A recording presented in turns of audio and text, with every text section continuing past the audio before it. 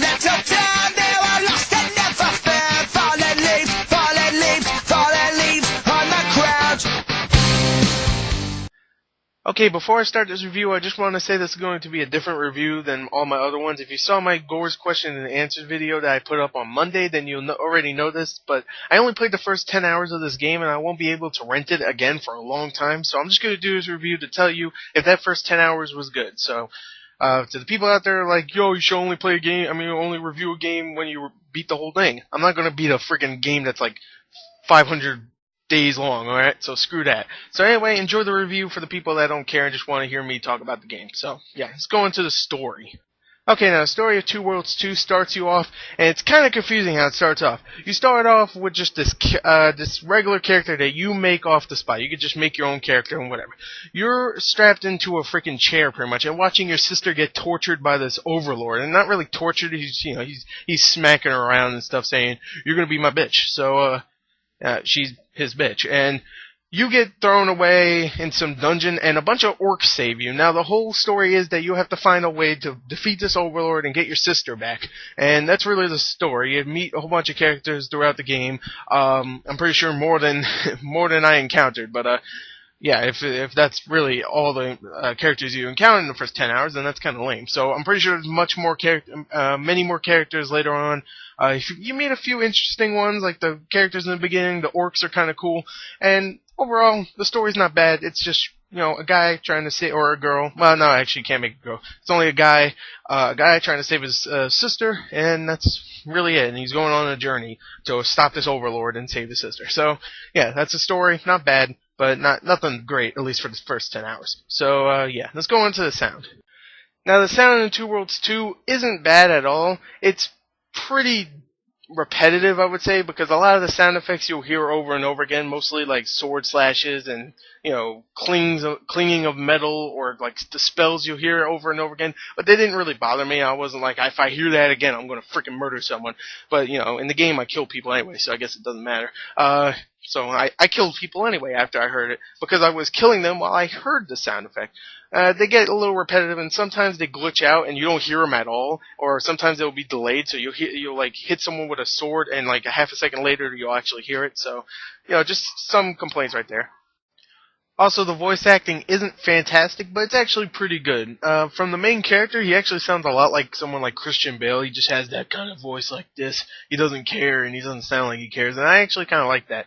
I don't know. He doesn't care, and I like it. He has no emotions, and I like it. All the other voice acting from the orcs, and like the orcs that save you in the beginning, all of them are pretty good. Some of them are kind of cheesy and lame, mostly from the characters that are like really just like random characters off the street or something that you'll talk to, and they'll be like, hey, what's up? And it's like, holy crap, bad acting. So, some of that stuff, some of that bad acting and some good acting, but mostly the good acting is from the characters that we expect good acting from the main characters, not the, civilian that wants some money.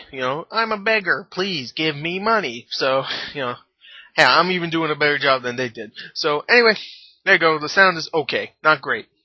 Okay, now the graphics in the game are probably the weakest point in the game because of how dull and unappealing they really look. The environments all look the same, all the environments look very bland and generic. Like forest levels look the same, towns look the same, except maybe a different layout, like there'll be an extra street here or something. They all look the same, I'm saying. The character models are very recyclable, like you'll see a lot of the same character models on the street, mostly NPCs, well, yeah, of course NPCs, but really like characters that are not important to the story at all.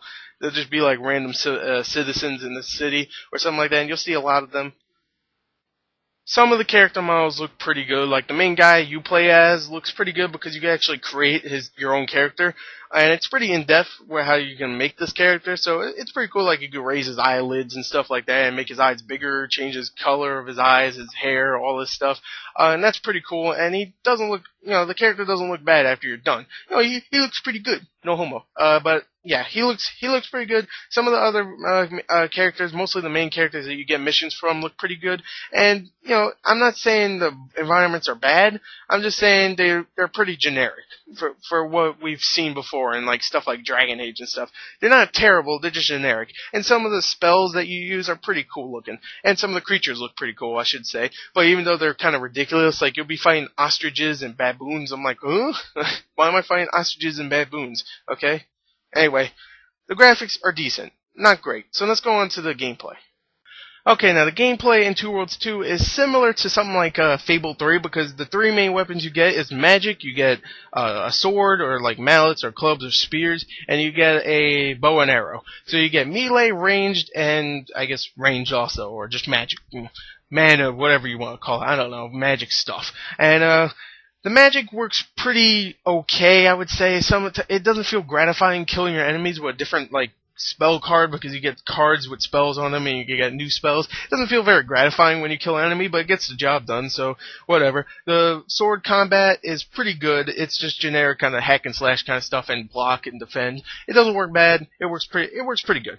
The bow and arrow is okay also. It does do something like Fable where you can manually aim your arrow, and it does take some time getting used to, but it took some time getting used to in Fable also, so I can't mark it up at all. So I'm comparing this to Fable a lot. And I love Fable, so that means it must be good, right? Well, I'm comparing it to it doesn't mean it's as good as Fable. It's not. The side quests are kind of lame. The main missions from at least the first 10 hours I played were kind of lame, and overall the game is not that great, but it's pretty fun. The combat's good enough for me to continue, and some of the missions are good. Don't get me wrong, not all the missions are lame, but some of the missions are pretty good, and it keeps me wanting to come back. And some of the characters I like the main character you play as, he's